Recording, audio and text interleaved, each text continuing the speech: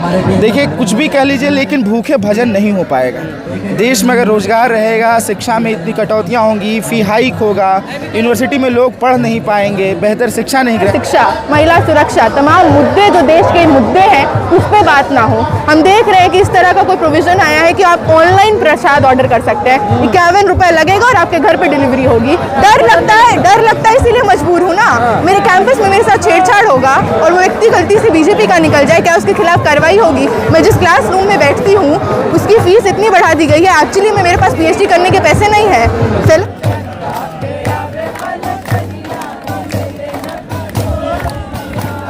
जो तमाम आचार्य वगैरह हैं, मंदिरों के पुरोहित हैं, वो कह रहे हैं कि जो अयोध्या मंदिर में उद्घाटन किया जा रहा है वो गलत है ना। मंदिर पूरा नहीं है, हम नहीं जाएंगे। हमने झुके नहीं। उन तमाम टीचर्स को निकाल दिया जा रहा है और बीजेपी आरएसएस एफिलिएटेड लोगों को रिक्रूट किया जा रहा है। तो बिल्कुल एक कोशिश है कि जो पढ़ने की जगह है,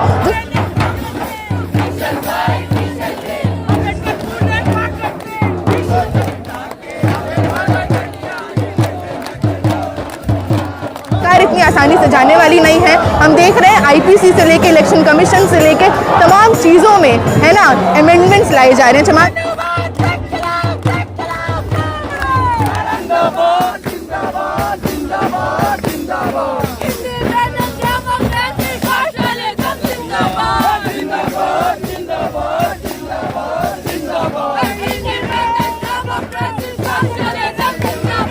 नमस्कार, आप देख रहे हैं फोरम 4। मैं हूं प्रभात और जंतर मंतर पर आप देख सकते हैं ये जन सैलाब जो आप देख रहे हैं, ये स्टूडेंट्स है जो कि NEP नेशनल एजुकेशन पॉलिसी को लेकर के अपना विरोध दर्ज कराने के लिए यहाँ पर तमाम संगठनों के छात्र और तमाम लोग JNU DU तमाम विश्वविद्यालयों के छात्र यहाँ पर हैं। आइए उनसे बात करते हैं और जानते हैं कि क्यों अपना वो विरोध प्रदर्शन कर रहे हैं। बिल्कुल, आज का जो ये प्रोटेस्ट है, जो एक देशव्यापी प्रोटेस्ट है और देश से तमाम कोनों से स्टूडेंट्स यहाँ पे आए हैं, युवा यहाँ पे आए हैं और इस प्रोटेस्ट का नारा है कि save education, reject NEP, save India, reject BJP. और बिल्कुल इसी मांग के साथ हम आए हैं कि 24 का चुनाव नज़दीक है।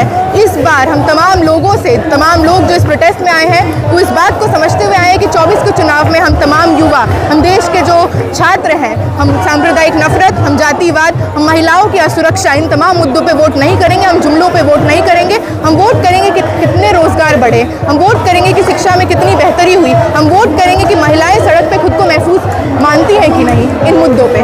और जनता तो वोट धर्म पर दे रही है ना। बिल्कुल दे रही है और ये कोशिश भी है। 22 जनवरी को हम देख रहे हैं जब देश भर में जो तमाम आचार्य वगैरह हैं, मंदिरों के पुरोहित हैं, वो कह रहे हैं कि जो अयोध्या मंदिर में उद्घाटन किया जा रहा है वो गलत है ना। मंदिर पूरा नहीं है, हम नहीं जाएंगे। कांग्रेस ने मना कर दिया है, पर बीजेपी इसको चुनावी रणनीति बनाते हुए मंदिर का उद्घाटन कर रही है और फिर से एक कोशिश है कि सांप्रदायिक नफरत उठाते हुए, सांप्रदायिक नफरत फैलाते हुए धर्म की नींव पर 24 का चुनाव हो। क्या देश का भला मंदिरों से ही होगा? बिल्कुल नहीं सर। हम देख रहे हैं, हम जिस यूनिवर्सिटी में पढ़ते हैं आए दिन इसकी फीस बढ़ रही है। हम BA MA करके बैठे हैं, रोजगार नहीं है। हम लगातार देखते हैं कि जितने तमाम सरकारी नौकरी है उसमें वैकेंसी पे वैकेंसी खाली है, जॉब कैलेंडर नहीं निकलता है, वैकेंसी नहीं भरती है। हम देख रहे हैं टमाटर, प्याज, आलू आए साल महंगा होता जा रहा है। तो जो मुद्दे हैं हमारे, उस पर तो ये सरकार बात ही नहीं कर रही है। ये वही सरकार है जो हम देखते हैं IIT BHU में जो गैंगरेप हुआ, वहाँ पे तीनों जो कार्यकर्ता है बीजेपी के IT सेल के कार्यकर्ता हैं, जो तीनों अपराधी हैं। उदयपुर में रेप होता है, पता चलता है ABVP के कार्यकर्ता है। तमाम कॉलेजेस में, यूनिवर्सिटी में, सड़कों पे हमारे साथ यौन हिंसा होती है, हमारे साथ छेड़छाड़ होती है और खुले तौर से बीजेपी ने देश भर में ये मॉडल स्थापित किया है कि बृजभूषण को, सेंगर को हम छूट दे देंगे। तो ये जो मॉडल है इम्प्यूनिटी का, ये जो मॉडल है कि रेप करो, बलात्कार करो, छेड़छाड़ करो और तुम्हें विधायक का, तुम्हें किसी न किसी तरह का टिकट दे दिया जाएगा, शाबाशी मिलेगी। इस मॉडल से बहुत डरते हैं हम लोग। एजुकेशन पर क्यों नहीं ध्यान दे रही सरकार, आखिर क्या वजह है? बिल्कुल एक पीछे बहुत बड़ी सोची समझी साजिश है। देश भर में हम देख रहे हैं कि भाजपा का सबसे बड़ा, RSS का सबसे बड़ा लैबोरेटरी कोई है तो यूनिवर्सिटी है। NEP ला दिया गया है, 4 ईयर अंडर ग्रेजुएट प्रोग्राम आ गया है।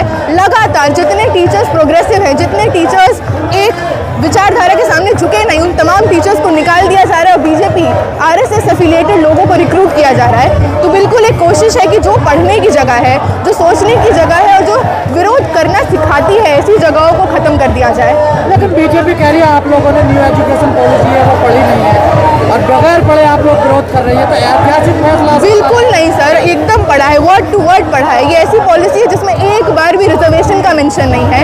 ये ऐसी पॉलिसी है जो देखती नहीं है कि मतलब आप किस समाज में किस तरह से वंचित लोग हैं, उसको ये पॉलिसी लीगलाइज करती है, उनके ड्रॉप आउट को लीगलाइज करती है। ये पॉलिसी कहती है कि अच्छा 4 साल का बीए 3 साल का बीए नहीं कर पाओगे तो 1 साल में सर्टिफिकेट लो, डिप्लोमा लो और निकल जाओ। ये सर्टिफिकेट और डिप्लोमा किसके लिए है? महिलाओं के लिए है, आदिवासियों के लिए और दलितों के लिए है।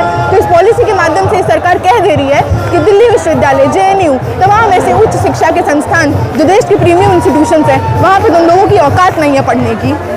पर सरकार तो मंदिरों पे ज़्यादा ध्यान दे रही है। बिल्कुल देगी, क्योंकि इनकी नीति यही है। ये वो सरकार है जो चाहती है कॉन्स्टिट्यूशन की जगह पे मनुस्मृति आए। इनका लगातार हम देख रहे हैं सर, धर्म है ना, धर्म का जो पूरा हवाला लेते हुए किस तरह से जुमलेबाजी की जा रही है, किस तरह से कोशिश की जा रही है कि भटकाया जाए युवा को, देश में भटकाव पैदा कर रही है। किसी भी तरह का मुद्दा नहीं है इनके मैनिफेस्टो में। आजकल पाखंडी बाबा, कथावाचक बड़े एक्टिव हो गए देश में। बिल्कुल, वो सारी नीतियों को बता रहे कि देश ऐसा चलना चाहिए। बिल्कुल, और उनकी ही जगह है, भाजपा सरकार के अंदर उनकी ही जगह है। तमाम तरह के पंडित, तमाम तरह के बाबाओं की जगह है। आप देखिए किस तरह से साइंटिफिक टेम्पर, किस तरह से रिसर्च में इन्वेस्टमेंट, एजुकेशन में इन्वेस्टमेंट, बजट में एजुकेशन को कितना पैसा दिया जाता है। हम लगातार देख रहे हैं फीस वृद्धि, जॉब कटौती, है ना, लगातार सारे बजट्स में से शिक्षा में सबसे कम खर्चा हो रहा है। हम देखते हैं बेटी बचाओ बेटी पढ़ाओ फंड्स जो आते हैं, उस फंड का 95% ये अपने एडवर्टीजमेंट में लगाती है। ये वो सरकार है। तो फिर रास्ता क्या है? क्योंकि जनता तो वोट दे रही है, देखिए। बिल्कुल दे रही है, पर आज ही आप देखिए देश भर से युवा यहाँ पे गोलबंद हुए हैं। यही रास्ता है। देश का तमाम अल्पसंख्यक समुदाय, महिलाएं, दलित, आदिवासी, मुस्लिम, उनको गोलबंद होना होगा और इस चुनाव को एक आंदोलन की तरह लड़ना होगा। पर हमने बड़े बड़े आंदोलन देखे हैं, फिर भी बीजेपी जीत जाती है। बिल्कुल सर, हो ही सकता है। और मुझे लगता है ये एक दूसरी आज़ादी की लड़ाई है हम तमाम देश के लोगों के लिए। एक आज़ादी वो भी थी जिसमें हमने 100 वर्ष गुलामी की और फिर हमें आज़ादी मिली। हो ही सकता है समय लगे, पर ज़रूरत इसी चीज़ की है, क्योंकि ये सरकार इतनी आसानी से जाने वाली नहीं है। हम देख रहे हैं IPC से लेके इलेक्शन कमीशन से लेके तमाम चीज़ों में, है ना, अमेंडमेंट्स लाए जा रहे हैं, तमाम चीज़ों को पलटा जा रहा है। सरकार का ये नया भारत है, ये नया दौर है। देखिए नया दौर है और नए दौर की ज़रूरत है कि एक बड़ा जन आंदोलन खड़ा हो ताकि इस फांसीवादी सरकार को हटाया जाए। आंदोलनकारी तो डरे हुए हैं आजकल। बिल्कुल डरे हुए हैं, पर उसके बावजूद वही स्टूडेंट्स जो जेलों में बंद हैं, उन्हीं स्टूडेंट्स की लेगेसी को कंटिन्यू करते हुए उमर खालिद, शर्जील इमाम, तमाम ऐसे लोगों को याद करते हुए आज हम यहाँ पे आए हैं। तो आपको डर नहीं लगता है सरकार से? सर, हम क्लासरूम में सवाल भी कर रहे हैं। आप तो युवा है भी, आपका बिल्कुल है, फ्यूचर है। डर लगता है इसीलिए मजबूर हूँ ना। मेरे कैंपस में मेरे साथ छेड़छाड़ होगा और वो व्यक्ति गलती से बीजेपी का निकल जाए, क्या उसके खिलाफ कार्रवाई होगी? मैं जिस क्लासरूम में बैठती हूँ उसकी फीस इतनी बढ़ा दी गई है, एक्चुअली में मेरे पास PhD करने के पैसे नहीं है, फेलोशिप खत्म कर दी गई है। मैं तो खुद के लिए भी लड़ रही हूँ कि आगे पढ़ पाऊँ। आप लगातार कह रहे हैं कि दलितों के बच्चे, पिछड़ों के बच्चे जो दूर दराज से आते हैं, सरकार ने ऐसा सिस्टम कर दिया वो पढ़ नहीं पाए। बिल्कुल, मैं खुद बिहार से आती हूँ, है ना।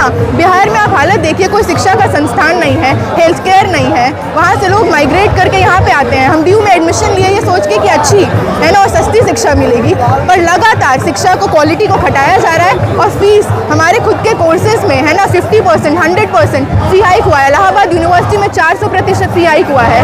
ये बात कोई नहीं कर रहा है, मेन स्ट्रीम मीडिया नहीं दिखा रही है। पर स्टूडेंट्स, इस बार हमने देखा कि 25% SC, ST, OBC स्टूडेंट्स ने ड्रॉप आउट किया।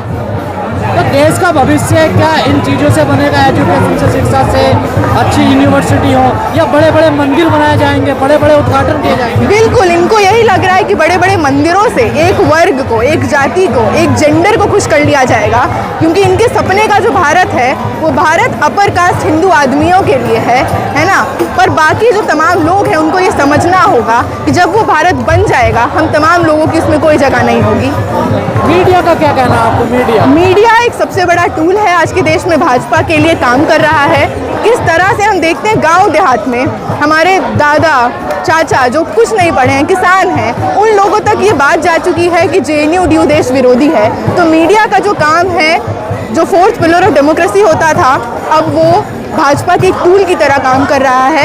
हेट प्रोपेगेंडा कह लीजिए, मिस इन्फॉर्मेशन कह लीजिए, तमाम तरह का सांप्रदायिक नफरत फैलाने का काम कह लीजिए, ये बखूबी निभा रहा है ये मीडिया। क्या इसका कोई तोड़ है आप लोगों के पास? यही सर, तोड़ तो कैसे होगा, हमारे पास इतने कम रिसोर्सेज हैं। मीडिया अपना काम कर रहा है, देखिए मीडिया कर रहा है, पर इसी दौर की देन है कि ऑल्टरनेट मीडिया, पैरेलल मीडिया खड़ा हुआ है। यूट्यूब पे आप देखिए तमाम इस तरह के चैनल्स, तमाम आप जैसे लोग है ना, जो हम जैसे लोगों का सवाल कवर करते हैं। आज के दौर की यही देन भी है कि जब इतना बड़ा प्रभाव उस मीडिया का हमारा नहीं है ना, हम 1 लाख 2 लाख 2 मिलियन बिल्कुल, पर यही छोटी छोटी कोशिशों से कुछ होगा। हम देख रहे हैं पहलवान इतने टाइम तक इसी जंतर मंतर पे बैठे रहे, कुछ नहीं।